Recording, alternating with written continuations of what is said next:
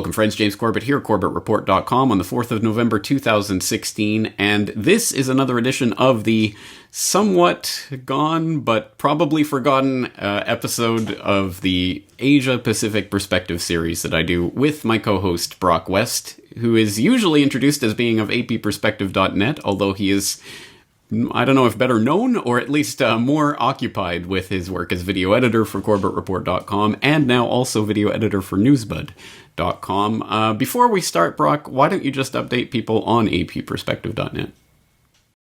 Yes, James, good to be back. And as the viewers may or may not have noticed, my website, APPerspective.net, is pretty much defunct now. As you said, I'm far too busy editing for the Corbett Report and Newsbud these days to maintain the site. So unfortunately, rest in peace, APPerspective.net, but we'll be sure to keep bringing you AP updates when we can find the time, just like we have today. So although we haven't done an episode of APP for a while now, it doesn't mean that there aren't major developments happening all across the Asia Pacific. And in this episode, I hope we'll show that while in some cases it may seem that the American pivot to Asia is not going quite according to plan, I think we'll see that we are still inching ever closer to future turmoil in the region. So our first story comes from the always invaluable Land Destroyer report, James, with the headline reading, US attempts to shame Asia for caving to China.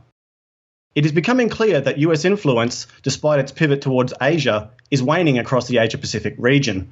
Washington has suffered geopolitical setbacks in virtually every nation in the Asia-Pacific, including those now led by regimes it has meticulously organized, funded, and backed for decades. It is also waning, however, among those nations considered long-time and crucial US allies. However, in reality, Thailand has incrementally dismantled American influence over it and has diversified its trade and cooperation with a large variety of nations, including China, as a means of depending on ties with no single nation in particular. Thailand's economic trade is focused primarily within Asia, with majority of its imports and exports divided equally between China, Japan, and ASEAN, with the West collectively representing a smaller, though not insignificant market.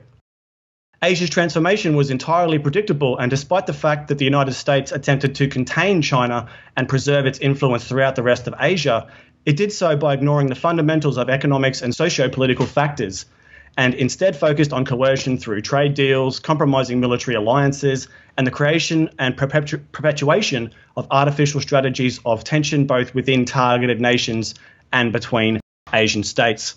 Now, James, while at face value this may seem like a positive development that Asian nations are seemingly turning their economic backs on the US, let's not forget that the majority of nations in the Asia-Pacific are either already signatories or signatories of the TPP or have indicated that they will become part of it in the near future. And this includes Thailand, with Prime Minister Prayut Chan-o-cha stating back in March that Thailand will have to join the TPP eventually, which, as we all know, gives the major transnational corporations all the power and control over the region that they'll ever need. James?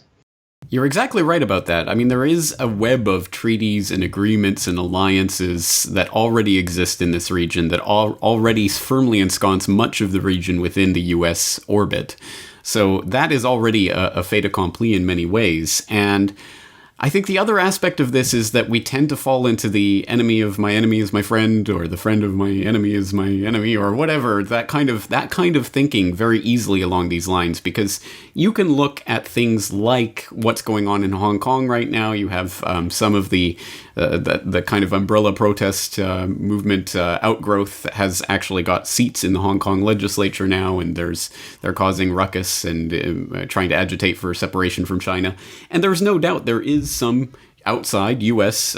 Corporate influence in movements like that to try to stir the pot and to get things kicked off. But that doesn't mean that the people of Hong Kong don't have genuine grievances with China. It doesn't mean that we shouldn't be supportive of movements that genuinely reflect a genuine interest of the people to get away from tyrannies of whatever sort. Now, obviously, that has to be done in a intelligent manner, and it can't be just done, willy-nilly, but it leaves... I think when we start to try to decide, okay, which is the good guy and which is the bad guy here and what side should we be on, it's not quite as black and white as some people would like to portray it, that anything that has any sort of influence from the outside is therefore automatically tainted. Well, then that's an easy way of tainting any genuine freedom movement, isn't it? And then also on the flip side of that, you have places like the Philippines, where people are following Duterte and what's going on there, and he's some sort of savior because he's trying to extricate the Philippines from the U.S. influence. I mean, the way that he does that is not necessarily a good thing, and if he does that in a bad way, that can still be as bad for the people of the Philippines as simply being a vassal state of the United States. And secondarily, it seems like it's a lot of hype and bluster, that he'll make these big pronouncements that get reported all over, oh, he's stepping away from the US, etc. Whereas meanwhile, at the lower level, all of the foreign secretary and all of the diplomats and everyone still maintain their good relations with the United States. Everyone at that level, when you actually read the foreign policy people, they say, no, there's really no disruption going on here. It's just the president coming out and making these crazy statements and then kind of backtracking on them later, and that doesn't get as much press. So there's a lot of stuff going on here that's a lot of kind of smoke and mirrors and distraction and, hey, look over here, whereas, as always, reality is much more complicated. So it is not a straightforward thing. And I think you're right. This is not a happy story. It's not a necessarily bad story. It's just that there's a lot going on right now. And yes, the Asia-Pacific pivot that the U.S. has been trying to go to for 7 years now certainly is not going according to plan, and it is not where I imagine they wanted it to be. But as I wrote recently in the leaked Goldman Sachs speeches from Hillary Clinton, she definitely still thinks about the South China Sea and this area, and it's still very important to her. That will definitely be part of a Clinton presidency if and when she is anointed. So there you go. I mean, it's still very much on the tables. It's still very much in play. There's a lot going on, and I just hope people don't necessarily jump on whatever kind of the first bandwagon impulse they have about this or that story, this or that person. It's usually layers more complicated than the surface level would have you believe. Yes, exactly. And the Philippine president is a perfect example of that. While on the surface, he's making all these statements that he's going to withdraw the UN and kick the United States military out of the Philippines. At the same time, he's committing essentially mass murder with the crackdown on drugs in the Philippines. You know, there's been reported upwards of 2,000 to 3,000 people who have been killed under his watch on this crackdown. So we're not here explaining that the Philippines president is a saint from heaven or anything like that. It's always important to keep an open mind. And with that said, James, in another seemingly positive step, we will move to our second story from a website called Russia Beyond the Headlines, with the headline reading, Moscow, Tokyo, working on a peace treaty draft. Ahead of the visit of Russian President Vladimir Putin to Japan on December 15, Moscow and Tokyo are working on the draft of a peace treaty.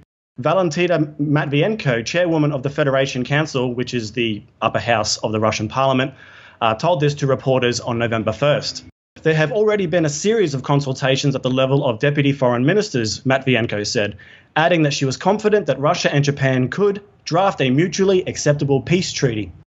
She said Moscow would not yield to the demands of Tokyo on the transfer of even a few of the South Kuril Islands. Russia's sovereignty over the Kuril Islands is indisputable, and a revision of this stance is out of the question, she said. Now, James, if I know one thing, it's that countries in times of increased tensions and perhaps future conflicts even, neither side on the 2D chessboard wants to give an inch to the other, and with Japan continuing to tie itself even closer to the military hegemon over the past few years, as we have reported here on APP. I would have thought that the US and Japan would have continued to fight tooth and nail to keep this ongoing, bubbling dispute with Russia about these islands simmering away for as long as possible. So it's an interesting development at any rate, but I'm keen to hear your thoughts on it. Well, you are right. I mean, it does seem to be contrary to the overall trend. And before Matvienko came out and shut down the idea, it was being reported, or at least floated, that maybe, just maybe, they were going to finally settle the dispute over what Japan calls the Northern Territories, what Russia calls the Southern Kurils, and that the idea that was being floated was that Russia was going to cede it to Japan on the condition that they would not let the U.S. military in that area, which is interesting. But that whole idea was just kiboshed, apparently, by the chairwoman of the Federation Council. So apparently that's not even on the table. I'll believe it when I see it anyway. It's interesting to see what kind of peace treaty can or would be drafted unless the sovereignty of those islands is settled. I mean, I think that is the sticking point.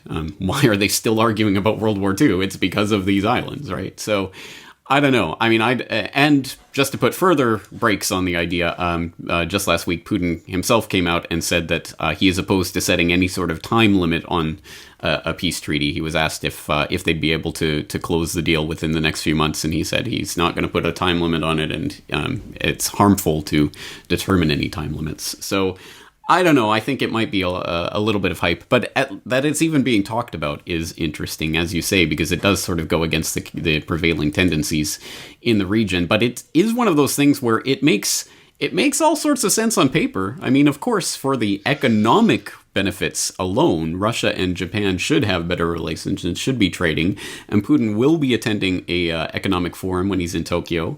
It is going to be a major visit, and we'll probably see some economic ties being generated from this. Just out from Japan Times, Russia, Japan weigh priority projects for economic cooperation. You have economic and energy ministers fleshing out dozens of specific projects in the two countries for economic cooperation over the next month. So clearly there's a lot on the table, and I think they might be looking at this more in the economic sphere than in the military sphere, and it'll be interesting to see what kinds of pressures the U.S. might apply to try to put the brakes on that. And if and when, again, if Clinton gets anointed and Cold War 2.0 is back on the table, I mean, that will seriously change the type of political calculus, at any rate, that Tokyo would have in relation to Russia. So it's all coming at an interesting timing. We'll definitely know more next month when the visit actually happens, I guess. Yeah, one can only hope for this kind of at least incremental positive step, perhaps towards the Senkaku/Diaoyu Islands there in the East China Sea. But I think there's much more at stake underneath those islands that are both sides are willing to let on yet. So I can't see those islands in particular cooling off anytime soon. Although I did see recently an article, Japan and China are actually going to conduct some joint military exercises in the region. So it'll be interesting to see what happens there. So James, our first two stories had some kind of positive aspects maybe to them, but as we'll see with our final story here, when it comes to the Asia-Pacific military-industrial complex, however, it's always business as usual. We'll take our final story from the creatively named news.com.au with the headline reading, Australia open to conducting joint exercises with Indonesia in South China Sea.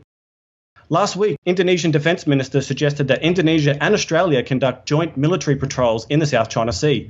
According to the Jakarta Post, Mr. Riyamizard met with Australia's Foreign Minister Julie Bishop and Defence Minister Maurice Payne on Thursday last week to make the proposal. Quote, we have already suggested to Australia the possibility of conducting joint patrols in the eastern part of the South China Sea. We are sure that we will soon create a plan on how to realise it. They have more or less agreed, he told reporters on Friday. He said he believed the joint patrols would help bring peace to the disputed region.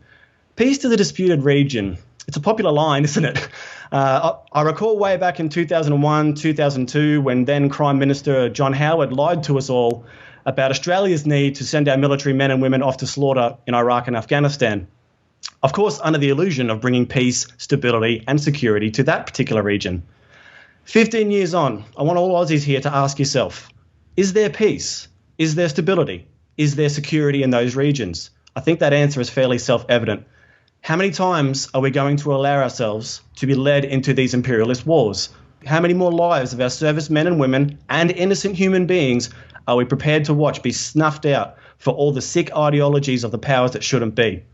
We must break our conditioning that engaging in these and future wars will somehow make us safer and more secure. Ever since Secretary of State Clinton's announcement of America's pivot to Asia way back in 2011, we and all the people of the Asia Pacific have been at a crossroad, and time is beginning to run short for all of us to find a way to stand up peacefully but firmly and resist any and all actions by the criminals in power around our region. So there's my little spiel, James. Do you have anything to add to that? Only a potentially bright spot of happiness, or at least not so much doom and gloom, is that, bring it on. For what it's worth, I don't think that they are actually going to start a military confrontation with China. I think that this is a lot for show, for a lot of different reasons, including feeding the military-industrial complex beast. and also for the 3D geopolitical chess reasons that I've outlined when talking about China and the New World Order. But certainly, I mean, the rhetoric is there, and the military exercises and the military deployments take place, whether it's intended to be used for war or not. So it maybe amounts to the same thing. And this article that you're pointing to, it links to a rather remarkable article from the Global Times, which is one of the many mouthpieces of the Chinese media. And I will suggest people read it because it's quite something else. It's called "Paper Cat Australia Will Learn Its Lesson." It was from July of this year, and I hadn't even seen it at the time. But it goes, it's talking about the disputes over the South China Sea and the arbitration tribunal that came out with its ruling earlier this year that China rejected and Australia supports. And it ends by saying Australia is not even a paper tiger; it's only a paper cat at best. At a time when its former caretaker country, the UK, is dedicated to developing relations with China, and almost the whole of Europe takes a neutral position, Australia has unexpectedly made itself a pioneer of hurting China's interests with a fiercer attitude than countries directly involved in the South China Sea dispute. But this paper cat won't last.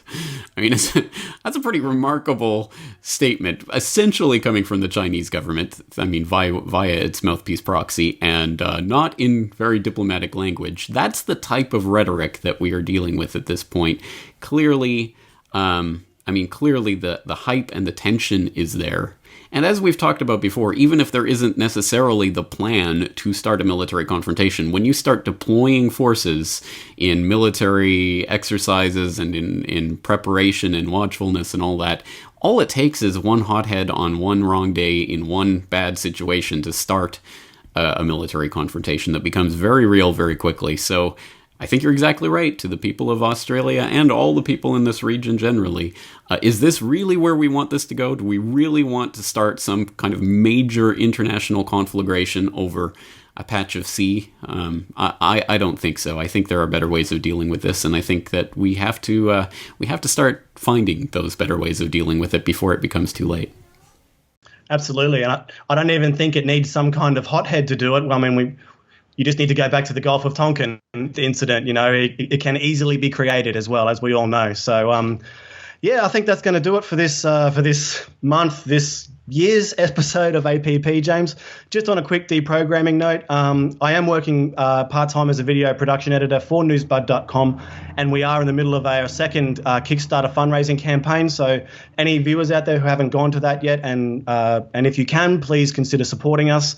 And also, I want to direct people again to the Corbett Report Extras channel. You and I have been doing a lot of work there to get to revitalize some of the old podcasts and give them some new light. And I'm really proud of how they're turning out, and hopefully people are finding it a valuable resource. All right, mate. Thank you as always. And yeah, let's do it again when we can soon. All right. Take care.